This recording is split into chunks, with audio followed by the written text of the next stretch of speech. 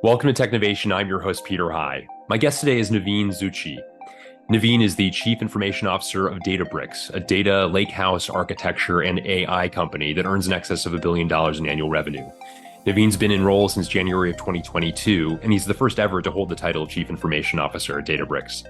In less than 2 years, Naveen has helped the company navigate continued remarkable growth while helping the company develop a technology footing emblematic of the future that it anticipates and remarkable growth to come. Prior to his current role, Naveen was the Chief Information Officer of Palo Alto Networks, as well as Senior Vice President on the technology team at Gap. Naveen, welcome to Technovation. It's great to speak with you today. Really looking forward to the conversation, Peter.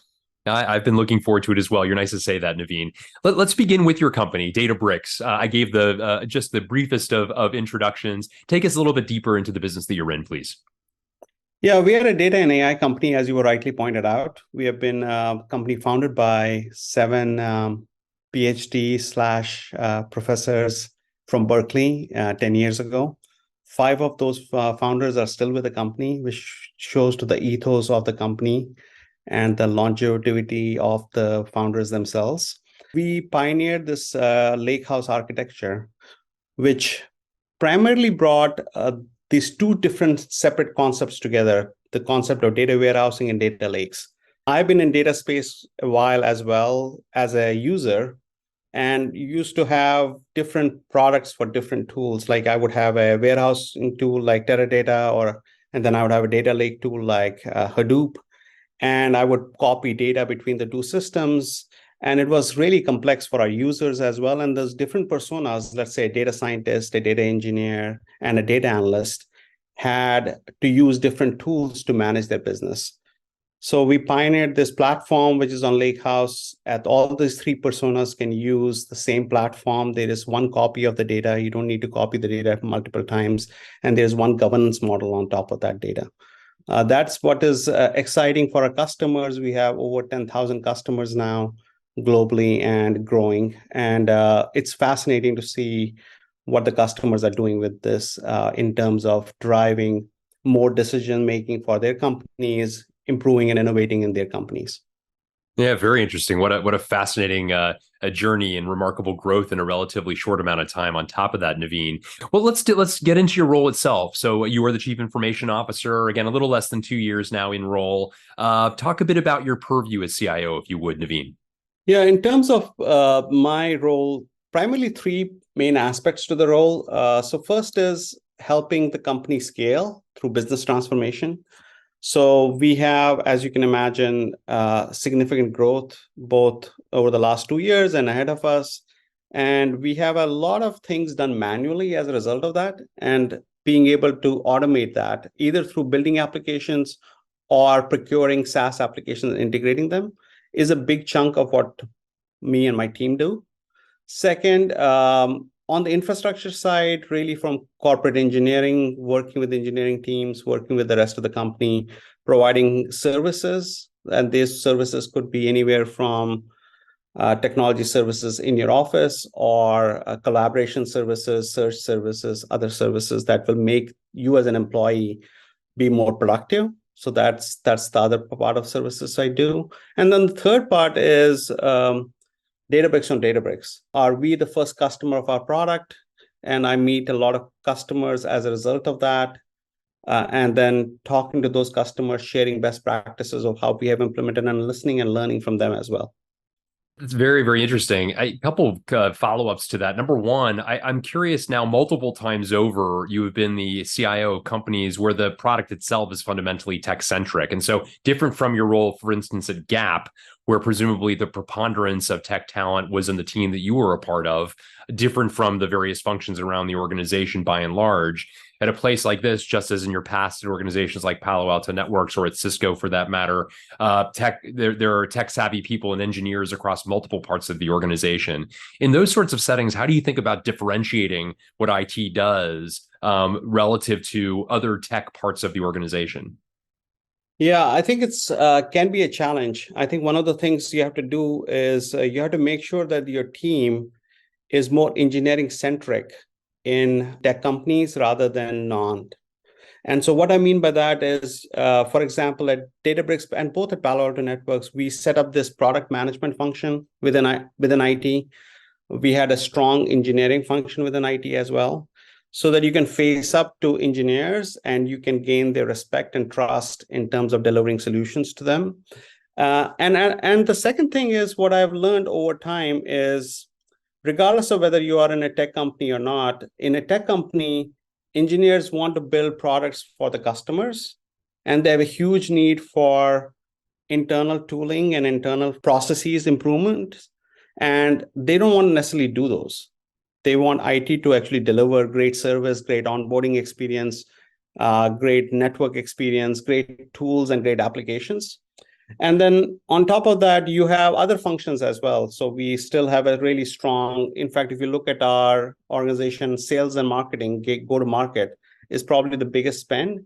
And you can disrupt and positively disrupt that side quite a much in tech companies. And so if you look at the expense line, that is probably the biggest expense line, and being able to improve that and make them more effective as well as make them more efficient is an area that I've focused on quite a lot, both at Palo Alto Networks and now at Databricks. And I want to also hear more about the Databricks-on-Databricks program that you help lead as well. An advantage you have relative to, again, the maybe the organizations that have been less tech-centric in terms of their offering as an organization like this one, where you actually can be a customer and actually serve as a persona, that first customer for the organization, and by extension, develop some conclusions and help fine-tune the offering in ways that would help further benefit this to your peers who are the buyers of Databricks products as well. Talk a bit about that program in further detail, if you would, and perhaps the extent to which it also extends to you being an advocate for the company on its behalf with your peer group. Yeah, I think it started, Peter, from this notion of we need to first and foremost be the biggest practitioner of our product. And even before I joined, we were using Databricks quite heavily internally, as you can imagine, right? What we did is, over the last year and a half, we also built a lot more robust business data lake. We had a lot of data democratization, but like other companies, we had data fragmentation. And then being able to bring that data together into a common lakehouse architecture, we did that, as well as putting more of a stakes goal schemas using medallion architecture, as well as implementing the right best practices. Then on top of that, building data products on Databricks, which has been quite interesting. And then over the last now 8 months or so, all about Gen AI and building Gen AI products on top of Databricks. So I think when I talk to customers, we share our journeys and we share the mistakes we made and what we learned from those mistakes. And I think customers resonate with that. And we also talk a lot about hiring. We talk a lot about best practices around how do you train up teams? How do you democratize data access and data governance? And so those are the things that are also quite appealing to our customers. Yeah, very interesting. I want to also talk a bit further about just what it's like to be a chief information officer in an organization that is growing as rapidly as it has been. You mentioned at the outset, the company is only 10 years old, and yet it has surpassed $1 billion in revenue. Remarkable success and remarkable growth. And in many ways, the onus is on you, among others, to build the technology, not for the company as it is today, but the company as it will be in a few years, which will continue to be dramatically different as a result of the continued growth, revenue-wise, customer-wise, obviously employee-wise as well. How do you think about managing through such rapid growth and change? There are two competing things that pull at you. So there is this notion of speed and agility. You got to move really fast. And then you also want to build it for scale. And they can be at dissonance with each other. And what you really need to think about is, what is that flexible architecture that you're designing, which enables you to build the foundations that take multi-quarters but are done well. And on top of those foundational elements, you can have a lot more speed and agility.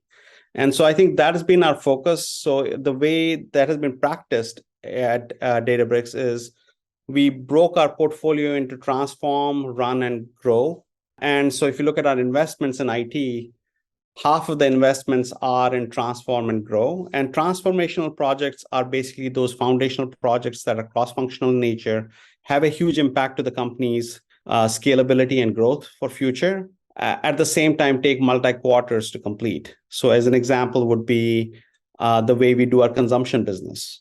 Or the example may be picking a new billing and rating system or building a new quoting system. These are changes that you make once many years, but you need to make them right. We work a lot with each function and deliver on a quarterly basis a portfolio of applications that would benefit that function. So it could be a performance application, or it could be even big like payroll replacement we did recently. But it could be small things like, hey, how can I use LLMs to do contract management? Or how can I use RPA bots or simple bots to build order processing and do order processing in a real-time basis?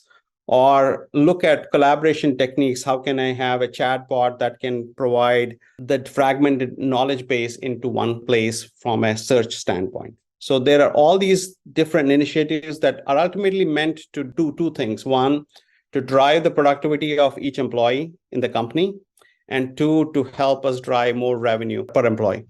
Very, very interesting. Thank you for that overview, Naveen. You mentioned already generative AI, certainly one of the topics that is on the minds of your peer group as chief information officers, and so many beyond that, actually. And I know this is a priority for your organization, one that's been steeped in artificial intelligence really since its genesis.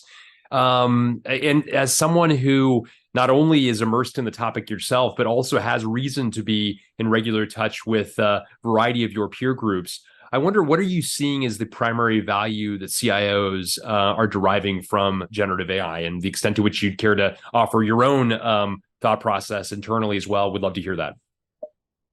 Yeah, in many ways, we are at a seminal moment, right, with generative AI. And now it's been, since ChatGPT came out in November, it's been nearly 10 months now. And there is a lot of enthusiasm, and that enthusiasm is driven by business itself. Often as IT professionals, you would push things and it would be a hard sell.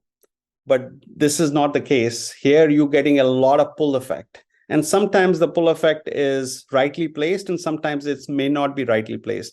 But there is tremendous amount of enthusiasm in the business, in enterprise companies, as to how Gen AI can make you as an employee more productive, or make your company more productive, or provide better customer service to our customers, or provide better customer efficacy.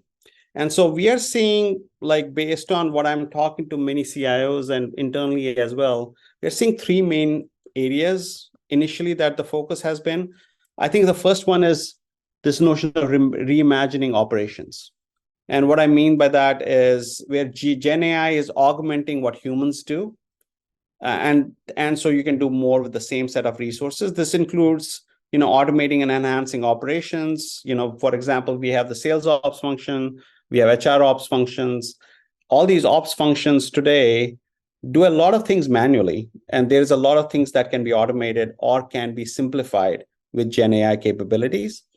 In addition to that, if you look at marketing, legal, tax, supply chain, you look at all these functions. In every organization has these functions. You will see a lot of areas for improvement in terms of how much manual effort there is. And a lot of that manual effort is repetitive and can be automated.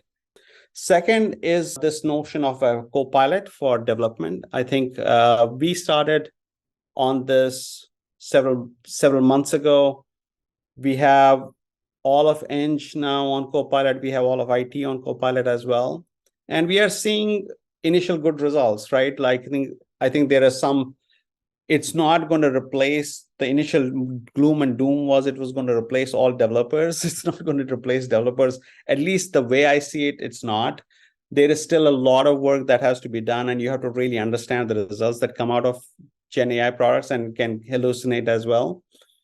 But at the same time, we are seeing areas where it has been very useful, and that's what I'm also hearing from customers, is, for example, test generation, unit test creation, knowledge base generation from the code base itself, explanation of code base. For example, many of our developers don't like to read other people's code, but that is one of the things that they have to do all the time.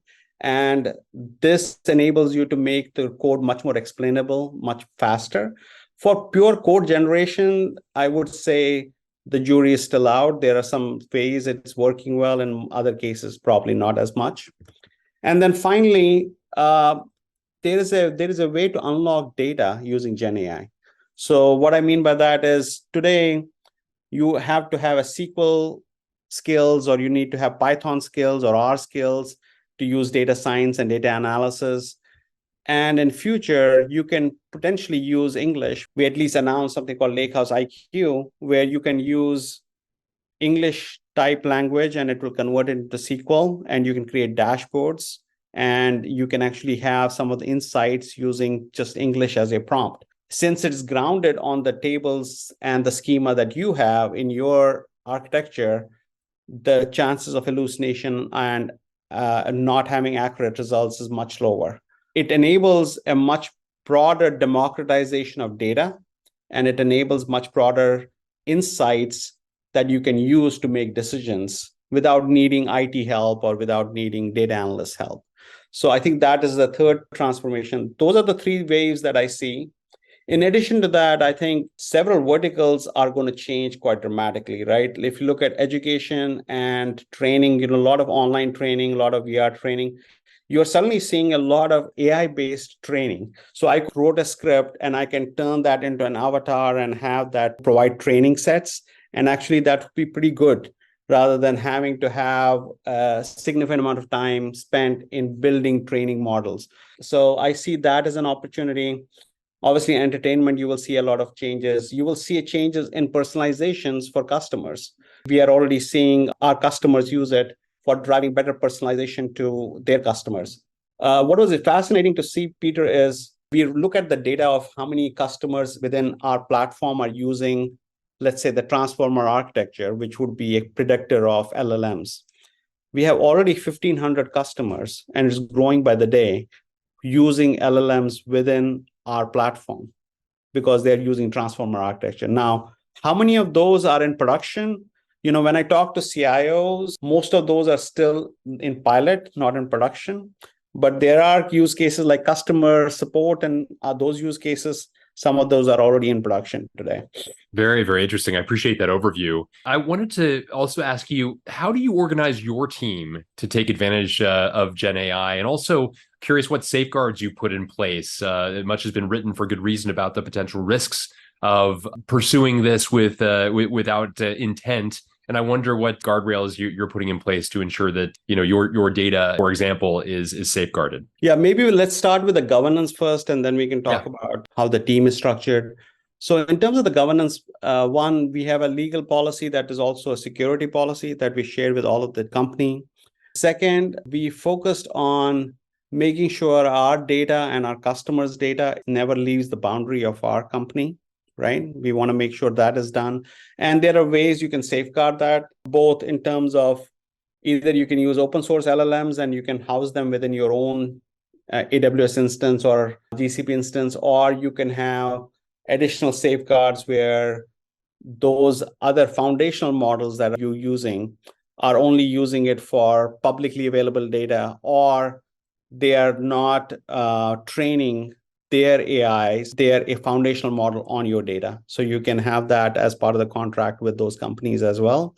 And then I think you're familiar with the fact that we acquired a company called Mosaic ML, and their claim to fame is building these foundational models and you getting the chance to build your own foundational models that you can use internally and run on your environments without needing to send your data outside. And we have customers that are using it in that manner quite a bit as well to build new foundational models. On top of that, education, quite a bit of our employee base. Second, we build an abstract layer, which is basically the proxy layer, so that you as an employee are focused on using the proxy layer, and then we control the underlying infrastructure associated with it.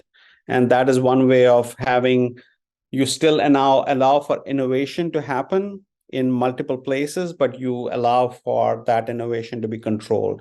The other points are around toxicity, bias, as well as in terms of accuracy. So I think the biggest area that is an issue today is accuracy in enterprises, then obviously toxicity and bias too.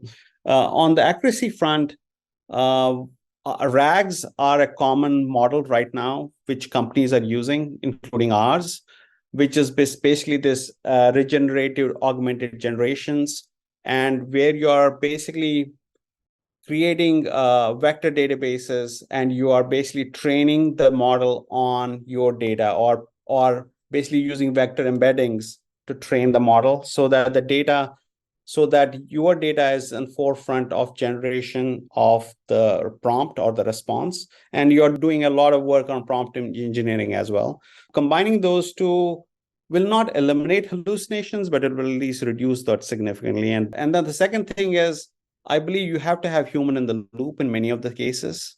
You can't just like turn it wild right now. That's why I talked about human augmentation rather than replacing what humans would do. So, for example, we have a Slack bot our support team built that is being used internally to better understand what the problem the customer is having. Ultimately, the response back to the customer is still by a human. So it is basically augmenting that employee to do their job faster or get to knowledge faster, rather than completely replacing what that person does. I think around toxicity bias, there needs to be more work done there as well. We make purpose-built LLMs internally. If you ask a question around like general question, it's not going to answer it because it doesn't know about general details. It's specific to, let's say, you're pulling in all the contracts and you want to see what clauses or what contracts have non-standard clauses in them. It's going to give you that answer. But if you ask that same LLM to solve what a support issue is, it will say no. It doesn't know because it's not trained on that data. So that's another way of reducing some of the things that you hear. And then in terms of the team structure, we are incredibly fortunate to have a really strong engineering team. So we have an engineering team with data scientists in R&D, so that we collaborate with, and we have a data team in IT as well. So we partner very closely with the two teams in helping build some of these models. And I'd love to linger on the point of data more specifically. You've noted the importance of data strategy as a precursor to take advantage of artificial intelligence and Gen AI more specifically. Explain a bit that logic, but also the methods you've used in order to establish a sound data strategy. As technologists, it's easy for me to get enamored with the latest offering or tool and lose sight of the reasoning behind what we do. Also, many data and AI projects fail. There used to be a stat of 80% of AI projects would fail. And in my experience, the failure mode can be traced back to not having a holistic strategy. And what I mean by holistic strategy is including a clearly articulated business need, establishing business sponsor, establishing a strategy on how the data architecture will scale with the company growth, and establishing the right people mix in your team to ensure success of that strategy. Often before you make technology choices, having all of these pieces in place is actually more important. For example, even internally here at Databricks, we put together a written document on our internal data strategy that was established, had reviews from many cross sections of people, including the right leadership, before we started delivering on it. So having this notion of a written document that is well thought of, thought through, and that is well aligned with the company strategy is also quite important. We talked a bit about the rapid pace of growth that Databricks and Palo Alto, for that matter, before it, and the methods that you, as Chief Information Officer, have used to ensure that your team is anticipating the needs to come, not just the needs of today. I wonder also, as someone who's worked at scaled organizations like a Gap, like a Cisco, what you see as some of the primary factors that more recent startups, if you will, Databricks is no longer a startup, but those organizations founded more recently can learn from mature, already scaled businesses, given your experience in both worlds. So what was interesting is I have this notion of like, I went to Cisco and then I went to Gap and then I went to tech companies back. And you can leverage the technology learnings that you had in those tech companies to then leverage it and be the technologist in those what I would consider quote unquote a fashion company or a retailer, right? I would say change still is the only constant that I've learned in regardless of which company I was in. What I discovered is if you don't take advantage of change, you'll be left behind, even in mature businesses. Now, the pace of change may vary. And the thing that I've learned is think about the big decisions and make them right. And that's one of the things that mature companies do well that have been around for many, many years. And they don't sweat the small decisions as much. Sometimes in smaller companies, every decision is magnified and it doesn't need to be. Not every decision is of equal importance. There is this notion of one door versus two door decisions. And I think there are only a few one door decisions. Once you make the decision, trying to claw that back takes a long time. And those are the ones that you need to really put a lot of thought and strategy behind. So that's one. In both Gap, as well as I used to be at Walmart a long time ago, customer obsession was really something that I learned there. Like how you think about the customer, the needs of the customer, what makes the customer excited. That was something I learned there. The third thing that I really learned is attention to details and execution matters. At Walmart, it was interesting. They used to have Saturday morning meetings, and I would have to attend those for half a day. They would talk about the week, and they would talk about the whole, what worked well, what didn't work well. And this was across all managers. At Gap, also, when Glenn Murphy was there as the CEO, I learned a lot from him in terms of how he thought about the business at a very detailed level. No detail was small for him. And I think that is really important, lesson for me was it didn't matter. He was the CEO of a company with 3,000 stores. He was still thinking about the small stuff as well. And I would say good founders, good leaders, like take Ali at Databricks, is extremely hands-on and extremely detail-oriented as well. And that matters with execution. Great thoughts all. We talked about a number of rising trends related to data, AI, Gen AI. Are there other trends as you look to the future, Naveen, that excite you? What are some things that come to mind? There has been this notion of quantum computing that has been on and off for a while. I think there is more, I would say, early breakthroughs there. I still don't know enough about the technology to tell you intelligently how close it is to true breakthroughs. The Moore's law is under threat with computing, and this can completely disrupt it, but it will have ancillary impacts, especially to cybersecurity, which was an interesting area for me. I think the second area is I spent 6 years in cybersecurity company like Palo Alto Networks. I think with Gen AI, how cybersecurity will get changed, both on the offensive side and defensive side, is quite interesting. Obviously, I would love to have self-driving cars. That would make our lives a lot simpler. I've been spending a little bit of time on this notion of carbon capture and how that can be done in a more effective manner. And I feel like not carbon offsets, but carbon capture, true carbon capture, if we can do it innovatively and do it technologically well, that would be a huge boon for the humankind. So that's an area that is worth keeping an eye on as well. Good ones for all of us to keep an eye out for, as you say. I also wanted to ask you, Naveen, as somebody who has risen to the C-suite multiple times over at consequential organizations, what are some of the secrets to your success, the difference makers along the way that have helped you reach this perch that you now have? Saying yes to more things. I think second is having amazing mentors. I think more people are helpful across the board. I find there are incredibly talented, incredibly smart people to work with. I've had the honor and privilege to work with some really, really bright, smart people who have helped me along the way. And I have mentors who I've talked to and spent time with for the last 20 years. And then I would say personally, curiosity and willing to learn and being open to being wrong. I admire people who have that trait because that's a great trait to have. And I've always been a little bit impatient to learn new things, and I think that has helped me in good stead. Great advice. Saying yes as often as possible, finding great mentors, personal curiosity, but the humility. I'm throwing that in. Not what you said, but clearly, I think a a part of the consequence of that, a humility to admit that you're wrong, and also that you're lacking knowledge, that there's a necessity to be curious in order to continue to learn. Well, Naveen Zutshi, thank you so much for a great conversation covering a variety of different topics and different stops even along your remarkable career arc.